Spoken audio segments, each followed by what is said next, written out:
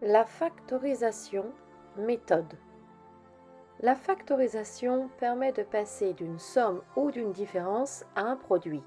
C'est une notion essentielle, incontournable, indispensable, fondamentale en mathématiques.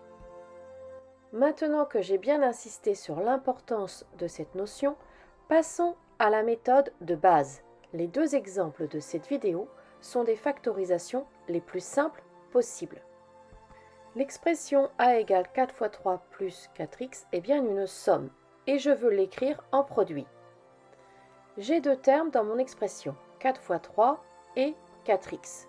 Rappelez-vous de votre cours de 5e, le symbole plus dit que nous avons une somme. Avant le plus, c'est le premier terme, c'est-à-dire 4 fois 3. Après le plus, c'est le deuxième terme, c'est-à-dire 4x.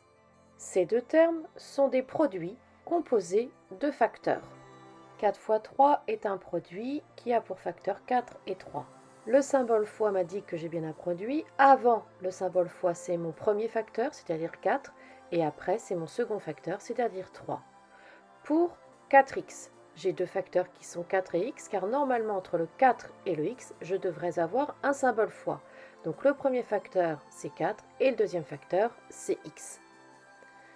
Je remarque que 4 est commun dans les deux listes de facteurs. Je dis que 4 est le facteur commun. Je commence donc ma factorisation.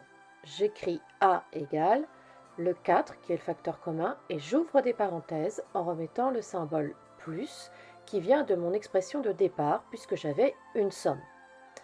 Après, dans la parenthèse, je réécris dans le même ordre les autres facteurs. Donc dans mon premier terme, 4 multiplié 3. Dans mon second terme, 4 multiplié x. Donc je vais écrire 4 facteurs de 3 plus x. Avec une différence. Maintenant, j'ai l'expression b égale 8 fois 7 moins 8 fois y, qui est bien une différence. Le premier terme de ma différence est 8 fois 7, qui est un produit. Son premier facteur est 8, son second facteur est 7. Le deuxième terme de ma différence qui est 8 fois y, son premier facteur est 8, son second facteur est y.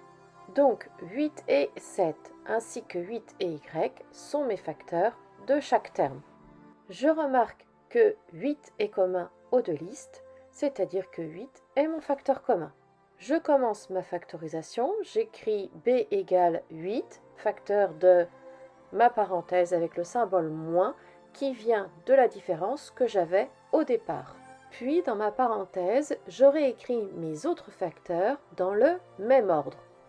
J'ai donc b égale 8, parenthèse 7, puisque 8 multiplié 7 en premier, moins y, puisque 8 multiplié y en deuxième.